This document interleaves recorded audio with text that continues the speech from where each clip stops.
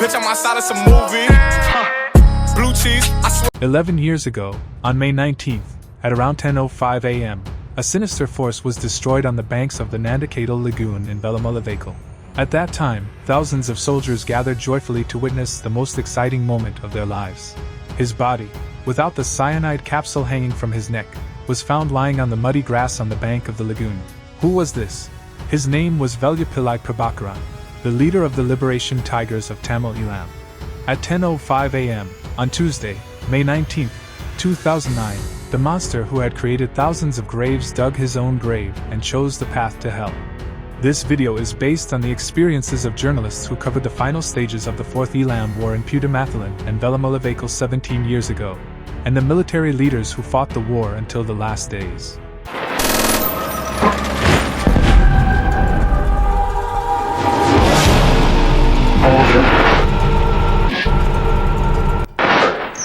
The annihilation of the LTTE was a battle that many declared impossible, but under the right and far-sighted political leadership combined with the excellent military skills of officers who knew how to wage war, it became a great victory. The Tamils who saw and experienced this incident, as well as the members of the security forces, are well aware of how difficult the environment was at that time. Even more so, we cannot even imagine the suffering that the ordinary Tamil Muslims who lived in this environment, without a home or a door, endured. That day, a girl was holding her mother's hand and crying in pain. It was obvious that the body was bathed in blood, but the little girl, not knowing that, still held her mother's cold hand and tried to wake her up. But the pregnant woman was already dead, the bullet had passed through her uterus, and the premature baby inside had died. It should be noted here that when the bullet pierced the woman's stomach, the head of the fetus had come out. A travel bag containing a small baby's shirt and a bottle of milk was found next to the body. The little girl was shouting, "Mom! Mom, Ilambunga! Mom, get up, get up!" The LTTE had killed her husband when he tried to flee with his family. She fled with thousands of others when the 58th Division troops broke the last LTTE embankment in the Amplawanpokanai DFC. She also crossed the lagoon with her young daughter. But minutes before her journey to freedom, she was killed by the LTTE's Eelam police who began shooting indiscriminately at fleeing civilians. Today is May 18th. Tomorrow, May 19th is Sri Lanka's War Heroes Day. The final hours of Prabhakaran, who fought to establish a separate Eelam state in the north and east, are sure to be filled with many curiosities. What will be the fate of Tiger leader Prabhakaran, who even resorted to making human bombs for his own ends? This is an investigation into it. After the LTT lost control of Kilanachi, considered its heartland, on January 2, 2009, Prabhakaran began to think twice about his fight. He realized that a retreat to Vishwamadu, Pudamathalan and Nandikadal was inevitable, but Prabhakaran had no intention of surrendering. He firmly believed that at the last moment, a political and military decision would be made that could turn the tide of the army's operations. It is said that one day before he lost power in Vishwamadu Pudamathalan, when he met with the guards, a cadre gave Prabhakaran a copy of the fictional hero film 300. After watching this film, Prabhakaran adapted the fictional hero film to his organization. Prabhakaran had begun to think that the Tamil diaspora would come closer to the dream of a separate state by dreaming of a hero who would come after sacrificing all his life. Therefore, it is said that he took steps to distribute copies of the film 300 to his first, second, and third line leaders. If this information, which came from reliable sources at the time, is true, Prabhakaran knew about the military defeat with the loss of power in Kilanachi. As planned, within a month, he also lost power in the Vishwamadu underground house that had provided him with the longest period of protection. After that, he was not lucky enough to spend time in such a house. It should be noted that when Pudamathalan lost power, the war had come to Prabhakaran's head. But civilians were not allowed to leave the LTT grip. Therefore, by April 20, 2009, the Army's 58th Division was able to break the LTT defenses in Pudamathalan and Amplawanpokanai and bring about 35,000 civilians to the government-controlled area. The arriving civilians told the army that LTT leader Prabhakaran was still in the area that had not been liberated. By this time, Prabhakaran had reportedly taken his family members with him. His wife Madhavadini, Charles Anthony, Dvarka and Balachandran were within sight of Prabhakaran. But as the fighting began to intensify, Prabhakaran remained confident in his plan until the last moment. Prabhakaran made his final plans with Banu, Jayam, Patu Aman and Susai. In the meantime, he had no intention of surrendering. In the meantime, Prabhakaran is said to have frequently called the international LTTE leader KP on a satellite phone. That was to ask KP what kind of last-minute international help he was receiving. The satellite phone that KP had sent to the Vani as a gift to Prabhakaran during peacetime in 2002 had already caught the attention of the state intelligence services. Upon learning of this, Prabhakaran made sure to have a trusted person nearby to handle many of the calls he made. While the last few days of the war were passing like this, according to KP's later revelations, Prabhakaran's eldest son Charles Anthony had also made phone calls to KP. My younger brother said that KP was going to uncle's, so Charles Anthony forced KP to somehow take my mother and younger brother to the country. He must not have requested for his sister Dvarka because Dvarka had already received training from the LTTE women. According to KP, yes, it is true that there are incidents involving me, but I am not allowed to talk about them yet, KP has said. In the meantime, Prabhakaran is allowing his parents to leave their safe zone. The last time I saw my son was when he was told to leave the demilitarized zone and go to the government-controlled area. That day, I asked him what we were doing now, and he just stared at me with wide eyes and didn't say anything. When I asked him if he understood that the decisions he had taken were wrong, he said that this was not the time to analyze the past, which Prabhakaran's father had even said in the government-controlled area later. According to Vinayagamurthy Muralitharan, a former armed leader of the LTTE, or Karuna Aman, Prabhakaran's power was waning at that time. On May 16, one or more LTTE leaders, ignoring Prabhakaran's orders, escaped by sea. I believe that is what happened. They went to India. They escaped with cyanide pills around their necks, and they came to surrender with white flags. Can you come and surrender with cyanide hanging around your neck? The leaders who fled have joined the Tamil diaspora and are accusing us today. But Karuna Aman says that this accusation is not against us, but against themselves. According to war reports from the south at that time, the background of the war was unfolding as follows. By May 16th, the fighting in the last few days had become very dangerous. The 58th Division joined the 59th Division, consolidating its position on the Maldives coast, and at the same time, the LTTE's position, which had been open to the sea, was lost. This made Prabhakaran even more nervous. Meanwhile, the 59th Division operated from the Maldives-Wadawakala Bridge to the north from Sorampatu, and the 8th Task Force under the 53rd Division operated from Pudukudarup to the south. Having consolidated control of the beach, the 58th Division advanced with the Army Special Forces and Commando Force to the final point of Velamalavekal. By now, Prabhakaran had asked KP several questions. One of them was about a way to save himself and his leaders. KP responded by advising him to give up the fight and surrender. Prabhakaran said that he would never surrender to the government army and that if possible, a third party should intervene for such a surrender. Prabhakaran had a strong belief even at the last moment that the war would end at some point with the help of Norway, America or another Western country. KP tried to contact Norway at the last moment but it failed. Karuna Aman reveals that they also turned a blind eye because they were far from the idea of India rescuing Prabhakaran. Therefore, KP hatched a secret plan to transport 15 LTTE leaders, including Prabhakaran and his family members, by helicopter to a ship docked in an Asian country and from there to Eritrea. For the plan to work, Prabhakaran must break free from the territory he was currently trapped in and escape back to the Maldives jungle. Banu and Marshall did not agree to these plans. Therefore, Karuna Aman reveals that Prabhakaran ordered them to be killed at the last minute.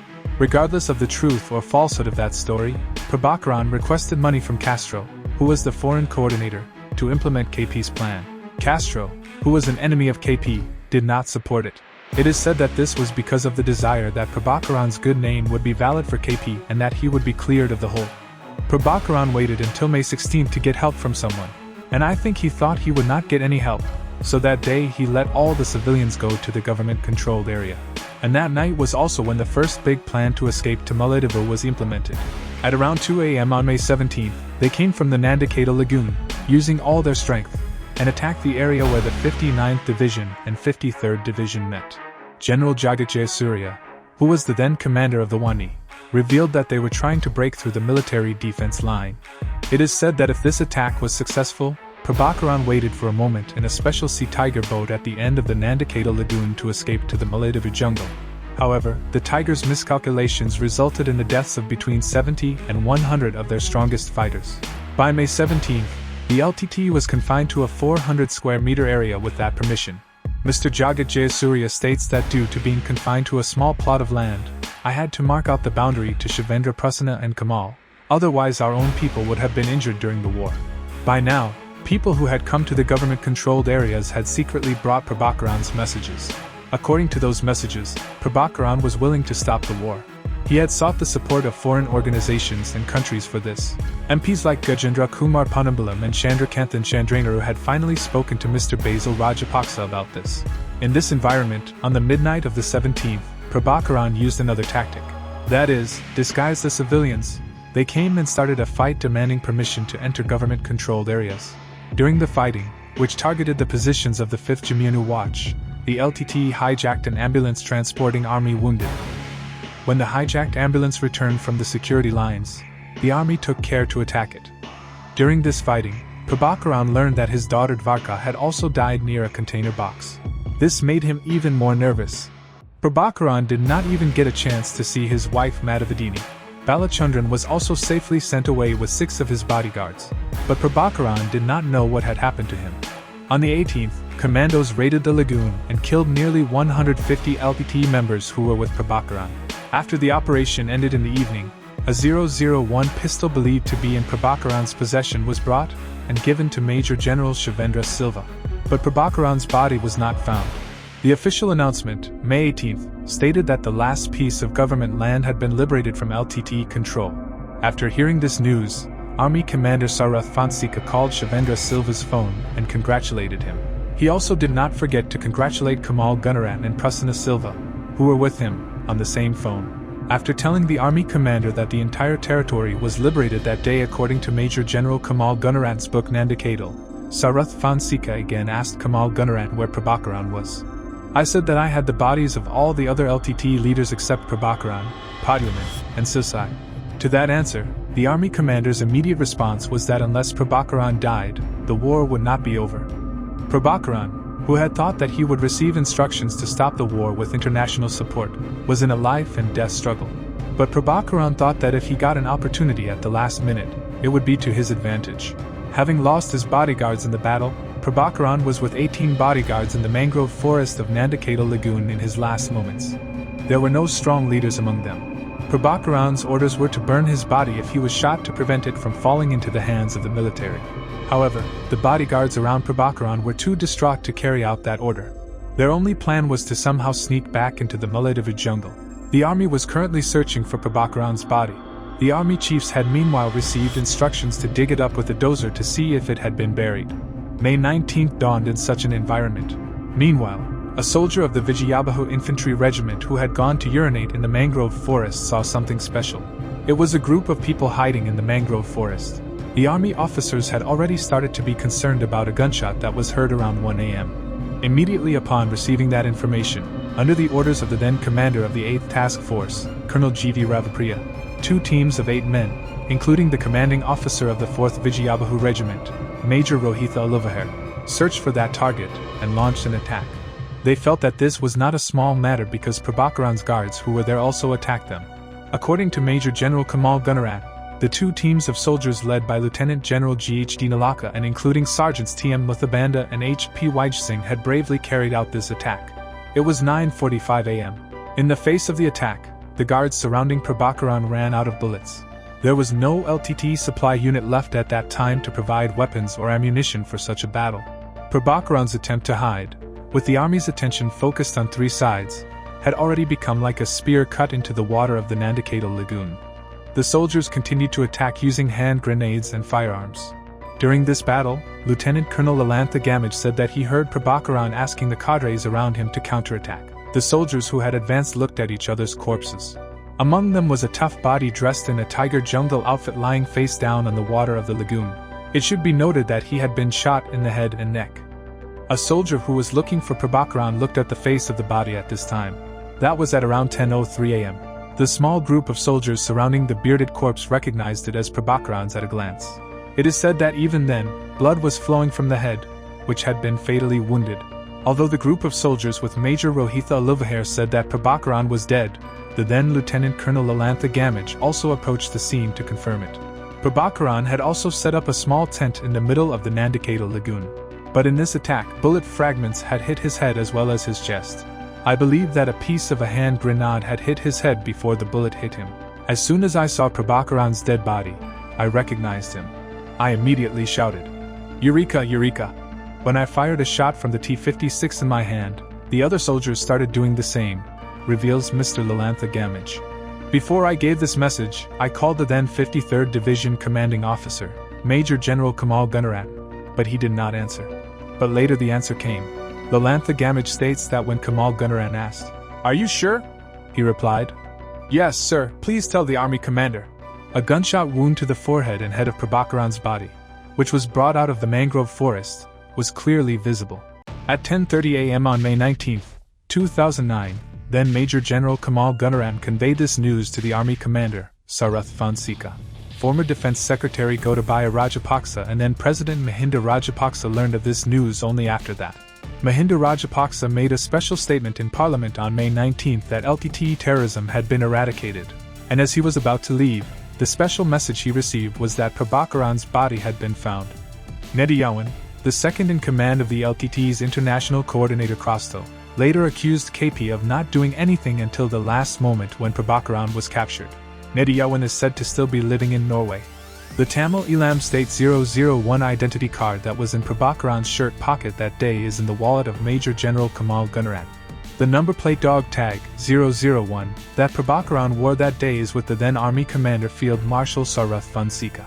Prabhakaran's 001 pistol was handed over by the army to the then commander of the 58th Division, General Shavendra Silva. The last few hours of Prabhakaran, who led the LTTE front in the 30-year war, were spent like this. Karuna Aman, who was in charge of the armed wing of the LTTE for a time, flew from Colombo to Mullaitivu and identified Prabhakaran's body. It should be noted that the rumor that Prabhakaran was brought alive to the Panagoda camp in Colombo at the last moment before his death is not supported by any of these sources. It is a fabricated fiction. Neither Shavendra, Kamal nor Jagat Jayasuriya ever mentioned such an incident. Karuna Aman also says that Prabhakaran died in the Nandikadal mangrove forest at the last moment, and was not brought alive to another place. So, our tribute to all the war heroes who sacrificed their lives for that motherland that day. At midnight on the 9th day of the cremation, military soldiers scattered Prabhakaran's ashes in the Mullaitivu Sea. Heroic war heroes acted to ensure that Prabhakaran's ashes were not left anywhere on Sri Lankan soil. The next day, the front pages of newspapers, which had been filled with their activities for decades, had the headline, "Prabhakaran Killed," in coconut letters. So, this video ends for today. We will meet again in another video. Also, please subscribe to my channel and like it. May you be victorious.